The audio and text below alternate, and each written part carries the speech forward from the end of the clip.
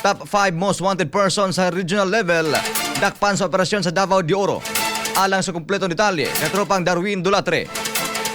XFM Report. Malampusong naaresto sa iniusang puwersa sa otoridad ang usa ka lalaking gila isip top 5 most wanted person nga regional level pinaagi sa joint manhunt operation nagilusad sa Purok 5 Aguinaldo Barangay Langgam Mako Davao de Oro sa milabay nga adlaw. Nailhan ang dinakpan nga si alias Martin 39 anyos lumulupyo sa nasampit nga lugar kansang gidakop pinasikad sa warrant of arrest nagiisyo ni Honorable Celestial Verdi Aranda Gonzales, presiding judge sa Regional Trial Court Branch 57 Mabini Davao de Oro. Pinitsahan ni atong Mayo 22, 2025. Sumala sa report sa Macao Municipal Police Station, ang pagdakop sa suspect adunay kalambigitan sa giatubang nining duha kakasong naglakip sa statutory rape ubos sa Article 266-A sa Article 266-B Revised Penal Code og walay girekomendar nga piyansa sa acts of lasciviousness ubos sa Revised Penal Code nga may kalabutan sa Section 5 sa Republic Act 7610 nga adunay piyansang nagkantidad girekomendar og 180,000 pesos. Gikustudiya na karon ang suspect sa Macao Municipal Police Station aron alang sa tukmang disposisyon aron mapanubag sa giatubang nga kaso aron muligon ang tuhod makasugakod bisag magluhod magturbo may linanser matagdulog